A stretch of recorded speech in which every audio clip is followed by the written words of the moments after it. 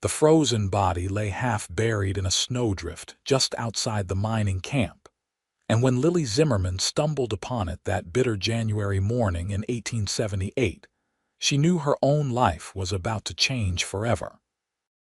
She had been running for 3 weeks, her shoes worn through, her hands cracked and bleeding from the cold, and the sight of that corpse made her realize how close she had come to sharing the same fate.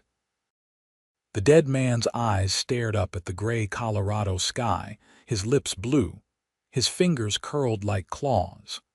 Lily dropped to her knees beside him, not out of grief but exhaustion, and it was there that Cole Owens found her, kneeling in the snow beside a frozen stranger, looking like death herself. Cole had been checking his trap lines when he spotted her, a dark figure against the white landscape. At first, he thought she might be injured, maybe thrown from a horse. As he rode closer on his bay gelding, he saw the body and the woman, and his hand instinctively moved to the revolver at his hip.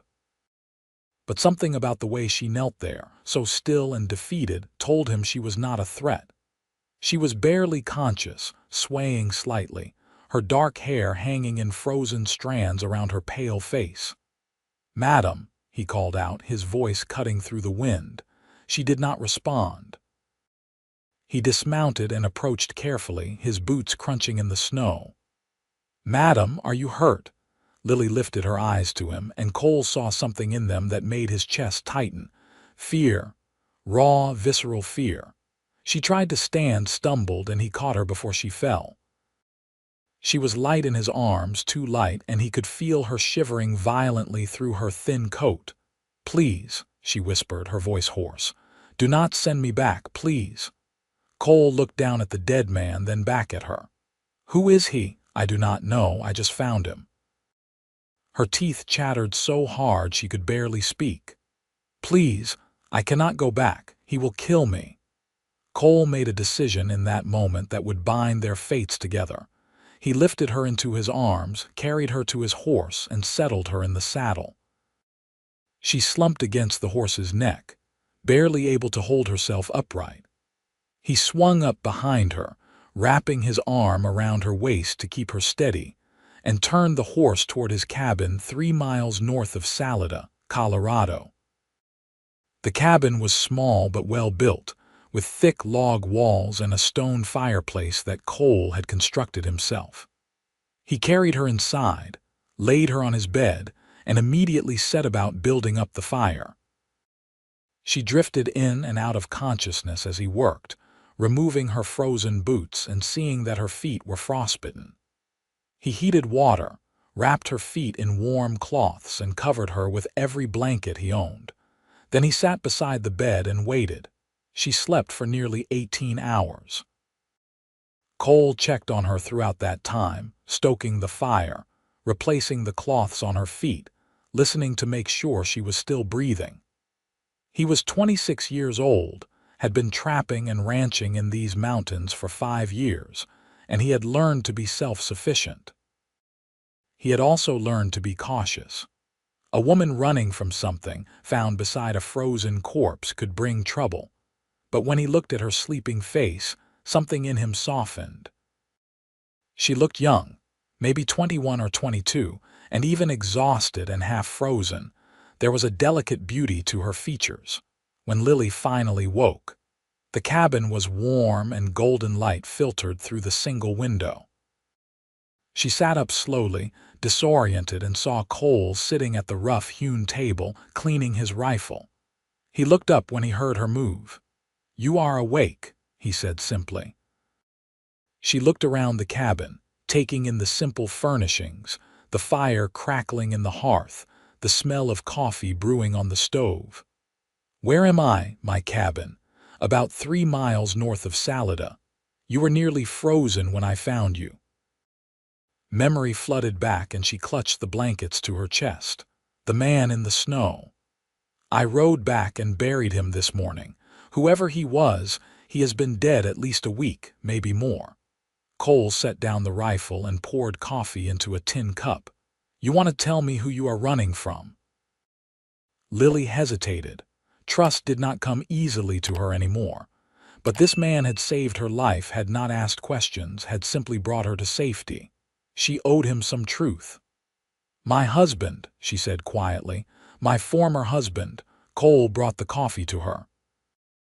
She took it gratefully, wrapping her hands around the warm cup.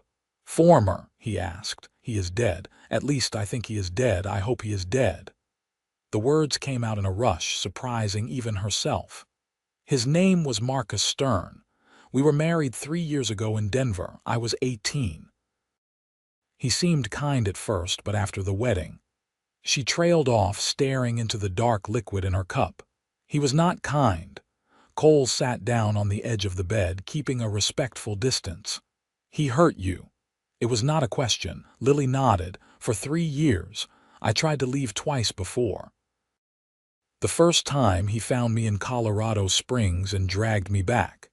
The second time, I made it all the way to Leadville, but he tracked me down. This time, I waited until winter. I thought the snow would cover my tracks." She looked up at him with haunted eyes. 3 weeks ago, there was a fire at our house in Denver. A lamp fell, or maybe the stove, I do not know. But the house burned. I got out, but Marcus was inside. I waited until the fire burned itself out and they found a body in the rubble. The sheriff said it was him. "But you are not sure," Cole said. "I'm not sure of anything anymore," Lily whispered. "I just knew I had to get away as far as possible. I had a little money saved, hidden away. I took it and started walking. I bought passage on a freight wagon heading west, then walked some more when the money ran out. I have been moving for 3 weeks, trying to put distance between me and that life." Cole was quiet for a long moment.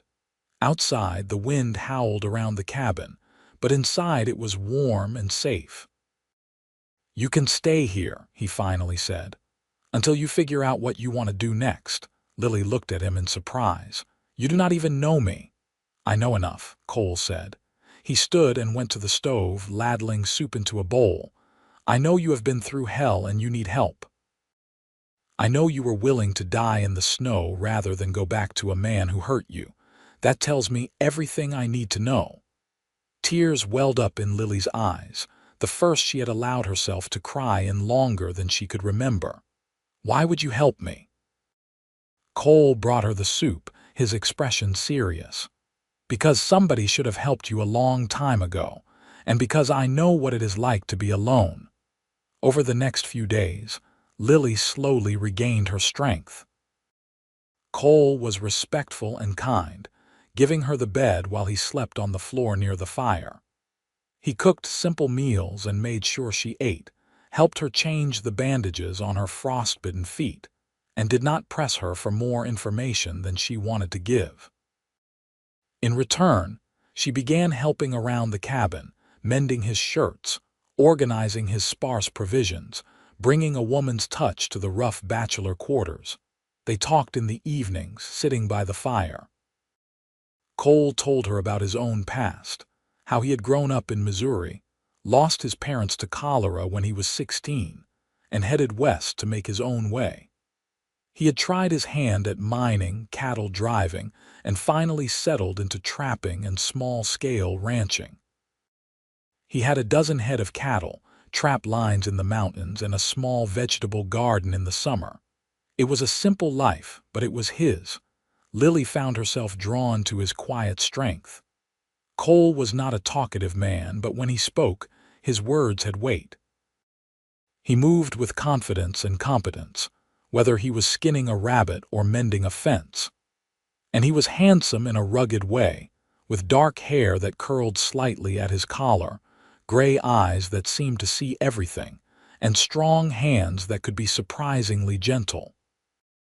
One evening, about a week after she had arrived, they sat by the fire and Cole asked her about her life before Marcus. Lily smiled sadly, remembering a different girl. "I grew up in Chicago," she said. "My father was a shopkeeper, my mother a seamstress. I was their only child. They wanted me to marry well to have security. When Marcus came along, he seemed perfect. He had money, prospects, a business in Denver, My parents were so pleased. She twisted her hands in her lap. This story was They posted on the died in a channel The typhoid Rusty Saddle. outbreak 2 Please do years not ago. repost it in any form. I am glad, in a way, that they never knew what my marriage became. You said you are not sure if he is really dead, Cole said carefully. What will you do if he is alive and comes looking for you? Lily met his eyes. I will not go back. I would rather die. You will not die, Cole said firmly. Not while I am around. The simple declaration made her heart flutter in a way she had not felt in years.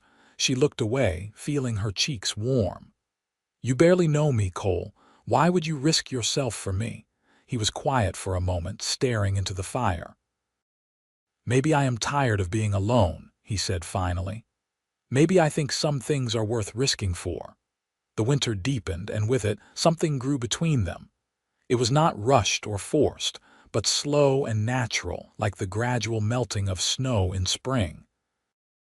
Lily found herself watching Cole when he worked, admiring the way he moved, the quiet competence with which he handled everything.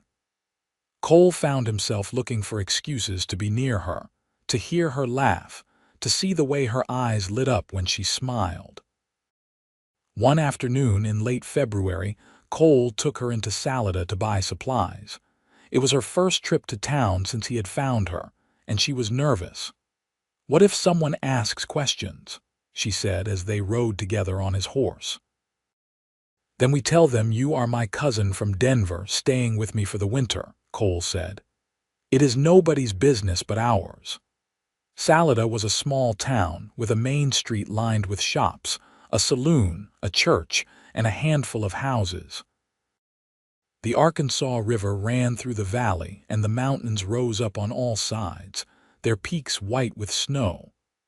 People nodded to Cole as they passed, curious eyes sliding to Lily. She kept her head down, her heart pounding. They bought flour, sugar, coffee, and cloth for new shirts. The shopkeeper, an older woman named Mrs. Henderson, smiled warmly at Lily. "Nice to see Cole has family visiting," she said. "He spends too much time alone up in those mountains." "Yes, madam," Lily said quietly. As they were leaving the shop, a man on horseback rode past, and Lily froze. He was tall and broad-shouldered, with dark hair and a thick beard. For one terrible moment, she thought it was Marcus. Cole felt her tense and immediately put a protective hand on her arm. "It is not him," he said quietly. "You are safe." Lily took a shaky breath and nodded. But the incident shook her, reminded her that she might never truly be free of her past. On the ride back to the cabin, she was quiet. Cole finally broke the silence. "Lily, even if he is alive, even if he comes looking, I will not let him take you. You have my word." She looked at him, this man who had become her protector, her friend, and something more. "Why do you care so much?" Cole reined in the horse and turned to look at her. "Because somewhere along the way I stopped thinking of you as someone I was helping and started thinking of you as someone I could not imagine living without." The words hung in the cold air between them. Lily felt tears prick her eyes. "Cole, you do not have to say anything," he said quickly. "I know you have been through hell. I know you might not be ready for anything more than friendship, but I wanted you to know how I feel." Lily reached up and touched his face, her fingers gentle against his bearded cheek. "I think I have been falling in love with you since the day you found me in the snow," she whispered. "But I am afraid. What if he comes? What if he ruins this too?" Cole covered her hand with his. "Then we will face him together. But Lily, you cannot live your whole life in fear of a ghost. At some point, you have to decide to live again." She leaned forward and kissed him, a soft, tentative kiss that spoke of hope and fear and the fragile beginning of something beautiful. Cole kissed her back gently, his arms coming around her, and for the first time in longer than she could remember, Lily felt safe. Spring came slowly to the Colorado mountains. The snow melted gradually, revealing the brown earth beneath, and the creek near Cole's cabin swelled with runoff. Cole taught Lily to fish, to shoot his rifle, to ride his horse.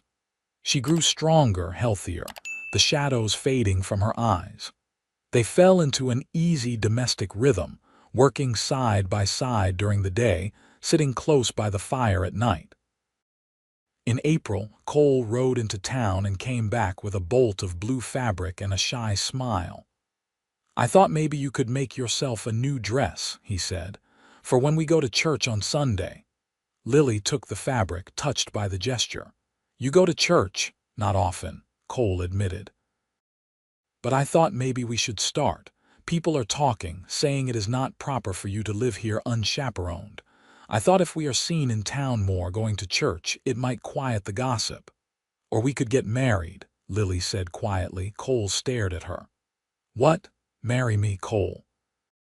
She set down the fabric and took his hands. "I love you. I think I have loved you almost from the beginning. I know I am still technically married or was married, and I do not know if Marcus is truly dead. But I do not care anymore. I want to build a life with you." Cole pulled her into his arms, holding her tight. "Are you sure? I do not have much to offer, just this cabin, some land, a small herd of cattle." "You have offered me everything that matters," Lily said. "You have given me safety, kindness, respect. You have shown me what love is supposed to be." "That is more than enough." They were married 2 weeks later by the preacher in Salida. Lily wore the dress she had made from the blue fabric, and Cole wore his best shirt and pants. Mrs.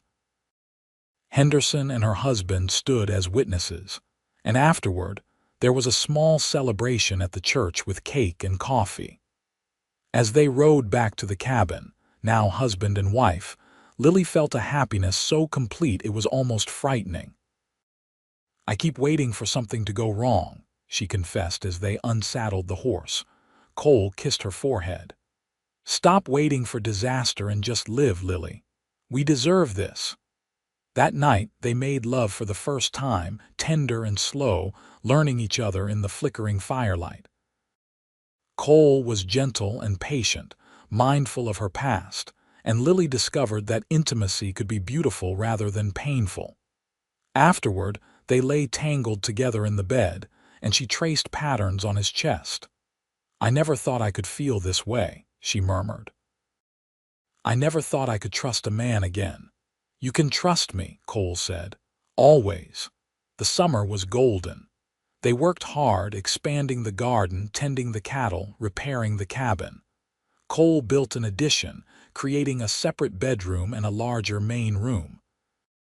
Lily planted flowers around the cabin, bringing color and life to the austere landscape. They made friends in town, attended church socials, and slowly became part of the community.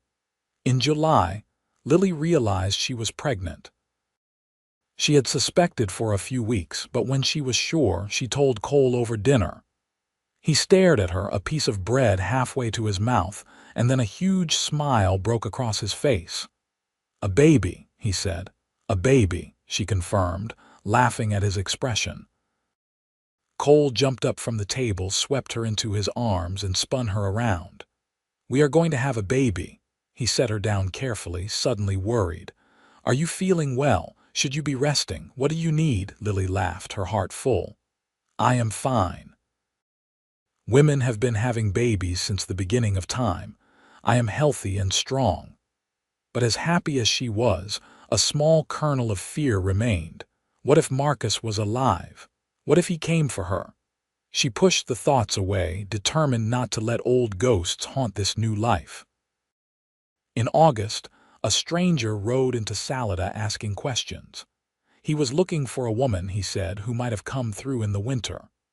Her name was Lily Stern, and she had fled Denver after a fire.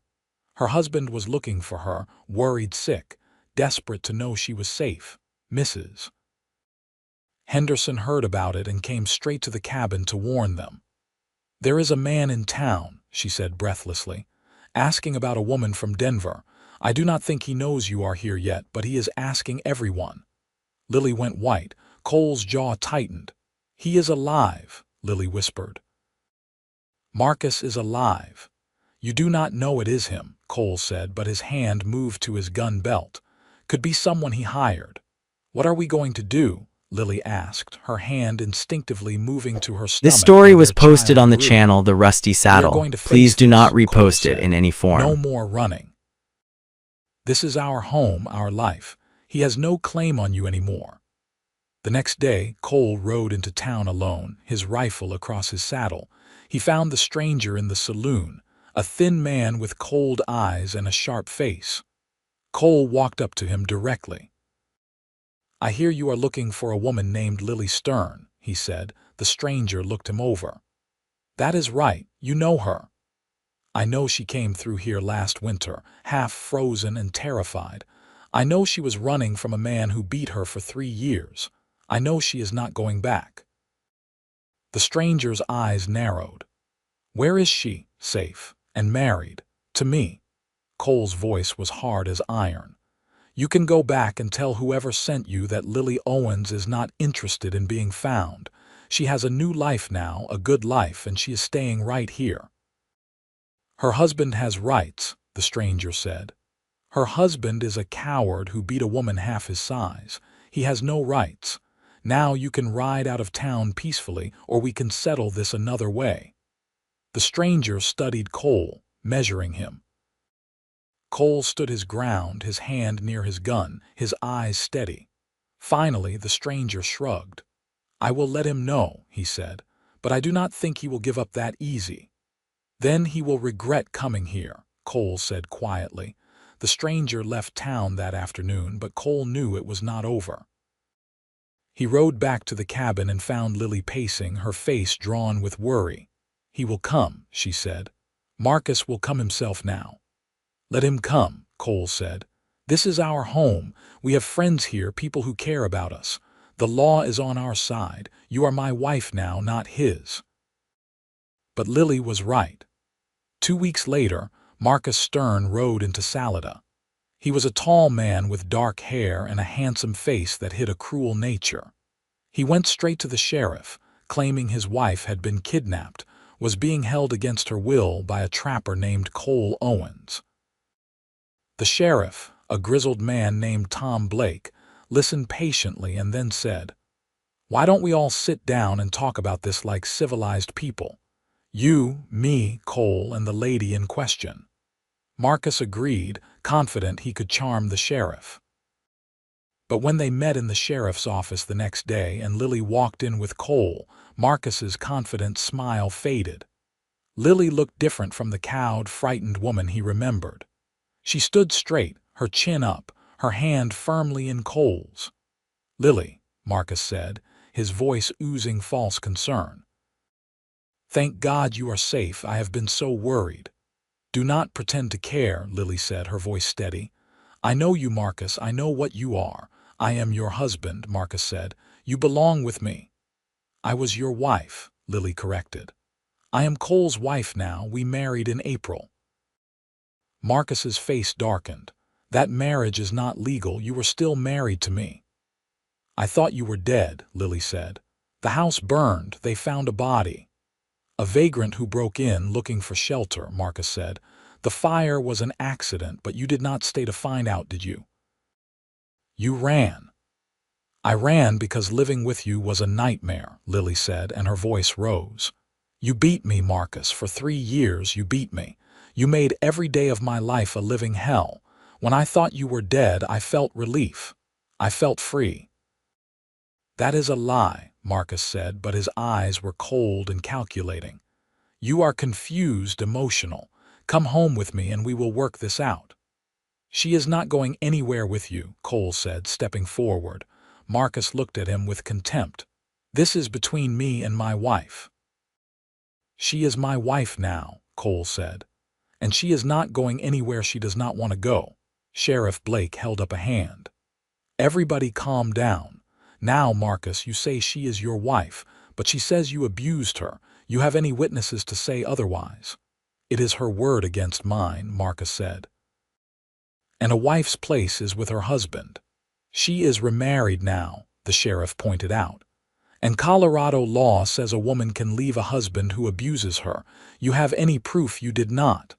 I do not need proof, Marcus said, his temper fraying. She is my property. I am not property, Lily said fiercely.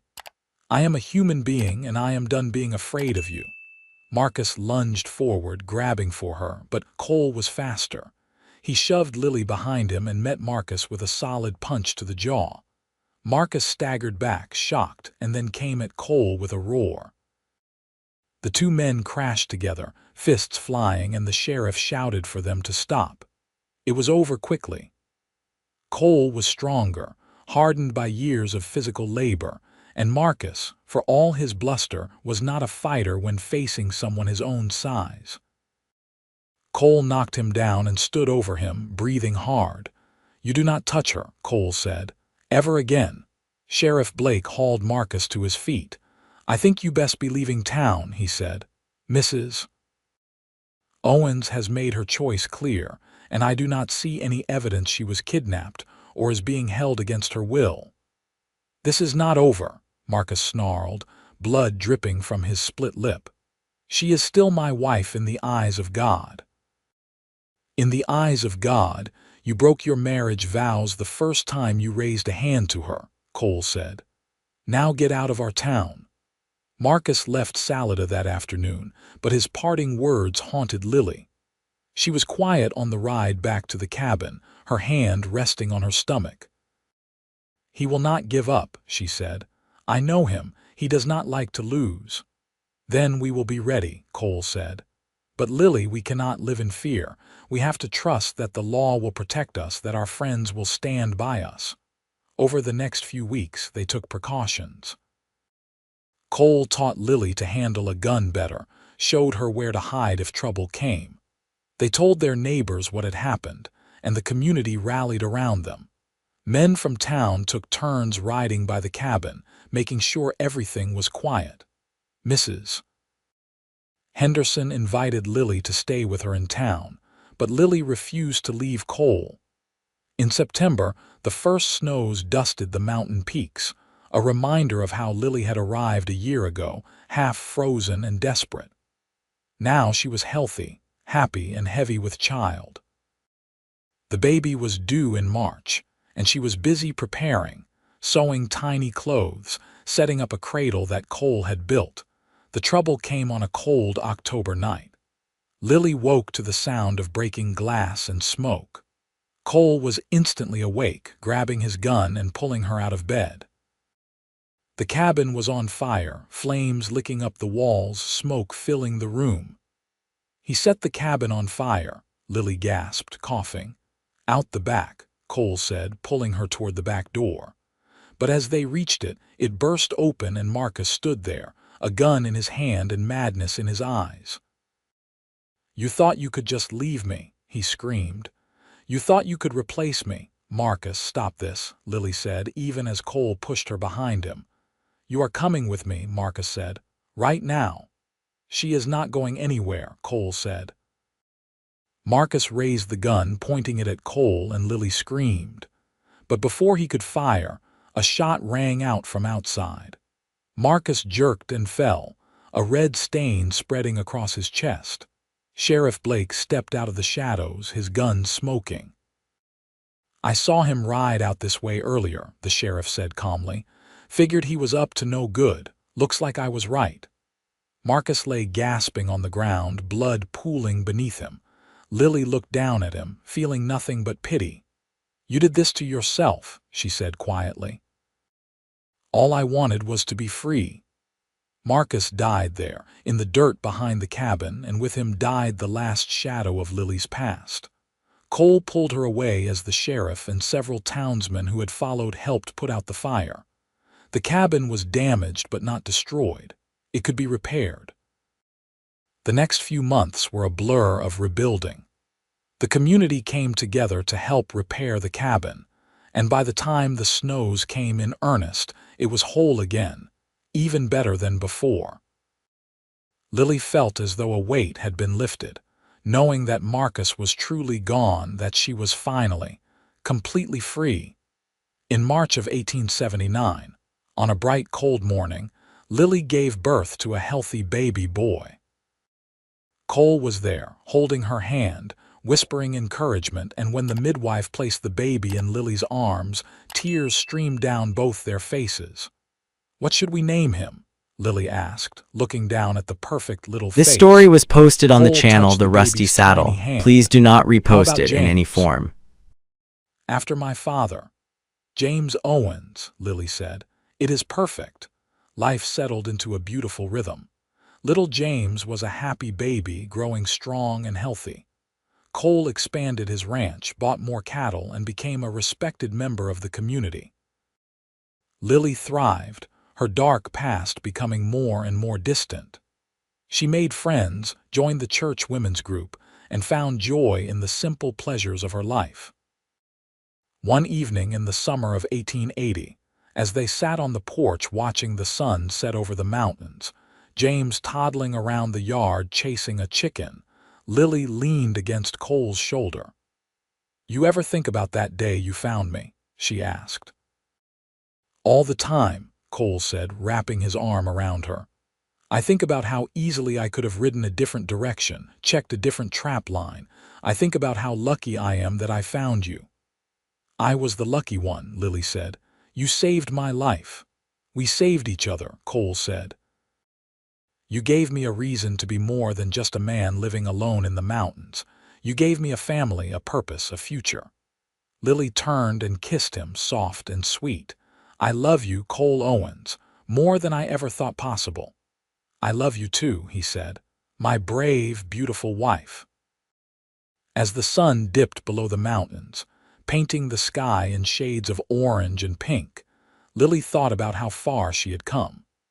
From the terrified woman kneeling in the snow beside a frozen corpse, to this, a happy wife and mother with a man who loved her truly and completely.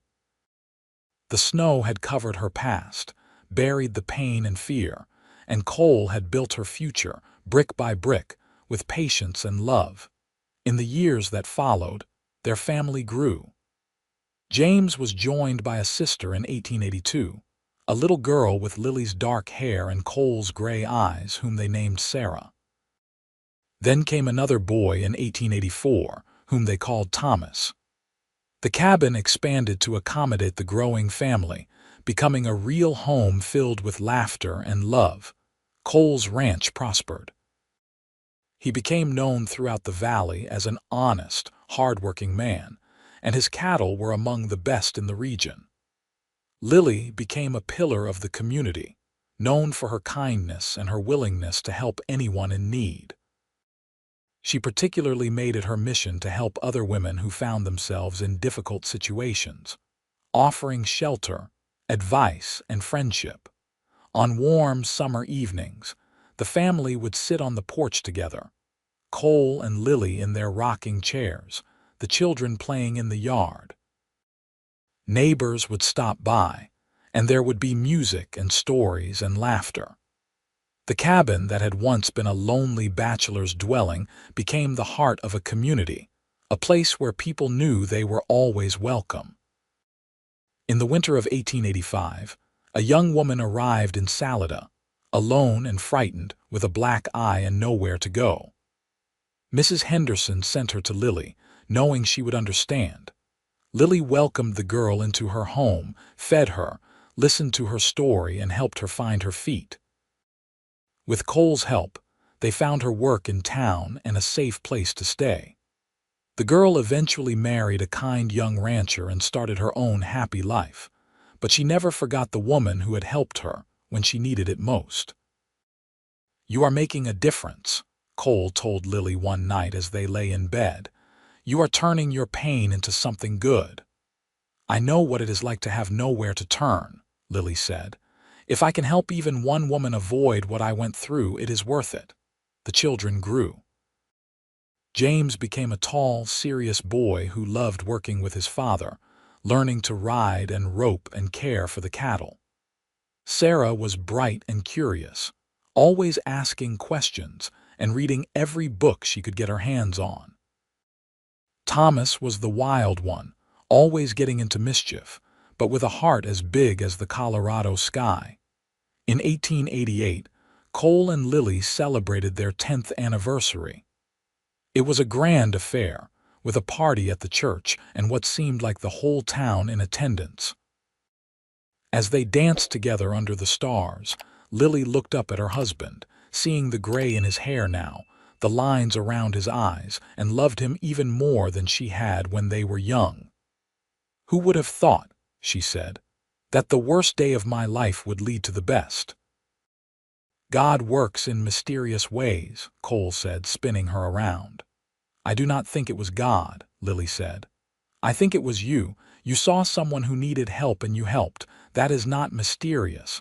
That is just good." Cole pulled her close, holding her as they swayed to the music. "Then I am the luckiest man alive, because helping you was the best decision I ever made." The children grew into young adults. James took over more and more of the ranch work, showing a natural talent for handling cattle and horses. Sarah went away to school in Denver, coming back with grand ideas about education and women's rights that made Cole shake his head and Lily beam with pride. Thomas decided he wanted to be a doctor and apprenticed with the town physician. In 1895, James married a sweet girl named Emma from a neighboring ranch. The wedding was beautiful, held in the church in Salida with the whole community in attendance. As Lily watched her son exchange vows, she thought about her own first wedding, the fear and uncertainty, and contrasted it with the joy and love on James's face. This was what marriage should be, she thought. Partnership and respect and genuine affection. Cole, now in his mid-40s, still worked the ranch with the energy of a younger man, though he complained more about his back these days. Lily, at 40, was still beautiful, her dark hair now streaked with silver, her face lined but peaceful. They had built a good life together, raised fine children, and become respected members of their community. One crisp autumn afternoon in 1896, Lily and Cole rode up to the spot where he had first found her, all those years ago. It had become a tradition of theirs to visit that place on the anniversary of the day they met. They stood together, looking out over the valley, the mountains rising up around them. 18 years, Lily said. Sometimes it feels like a lifetime, sometimes it feels like yesterday. I remember exactly how you looked, Cole said. Kneeling in the snow, so scared and alone, I remember thinking I had to help you.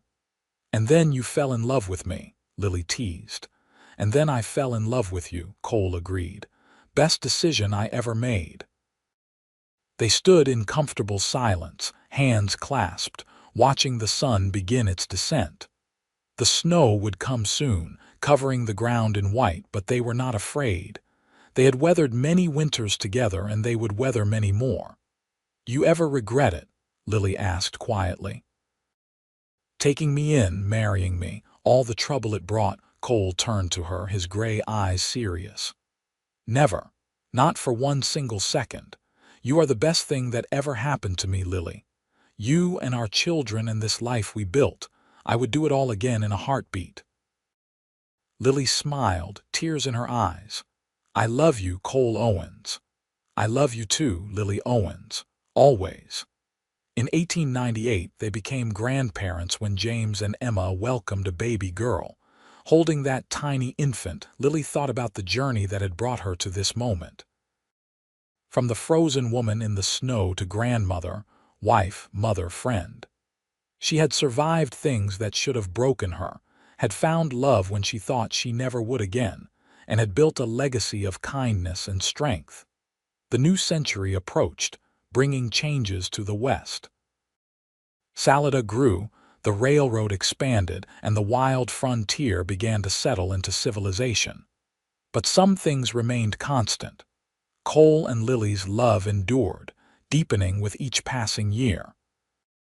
They watched their children make their own ways in the world, supported them through trials, and celebrated their triumphs. Sarah married a teacher and opened a school for girls in Denver. Thomas became a respected doctor, returning to Salida to set up his practice. James and Emma took over the ranch completely, running it with the same integrity and hard work that Cole had always shown. As Cole and Lily grew older, they spent more time sitting on the This story porch, was posted on the watching the channel The world go Rusty by, Saddle. Please do content in not each other's repost it in company. any form. Their grandchildren would visit, and the cabin would be filled with noise and laughter once again.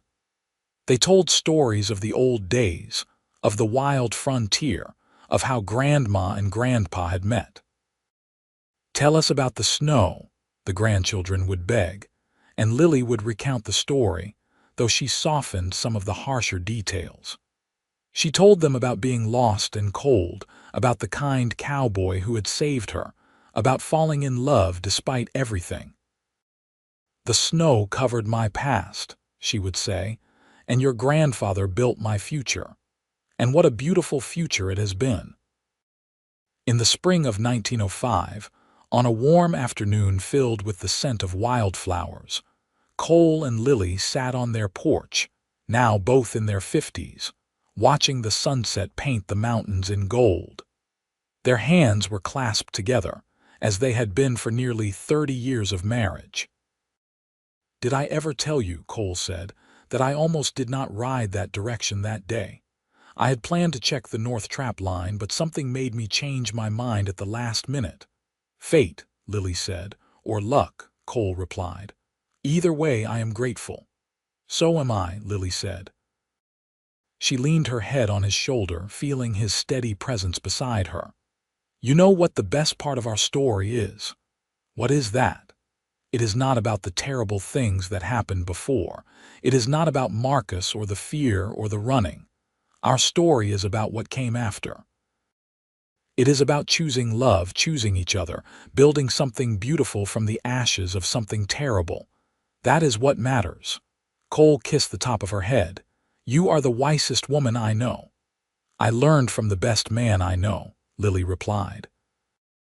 As the sun set behind the mountains, casting long shadows across their land, Cole and Lily sat together, surrounded by the life they had built. The cabin that had sheltered a frightened woman and given her a new beginning. The land that had provided for their family. The community that had welcomed them and supported them through everything. But more than any of that, they had each other. Two people who had found love in the most unlikely circumstances, who had chosen to build rather than destroy, to hope rather than despair, to love rather than fear. The snow had covered her past, hiding all the pain and terror beneath a blanket of white. And Cole had built her future, piece by piece, with steady hands and an open heart. Together, they had created something neither could have imagined that frozen morning when their paths first crossed. Years continued to pass gently.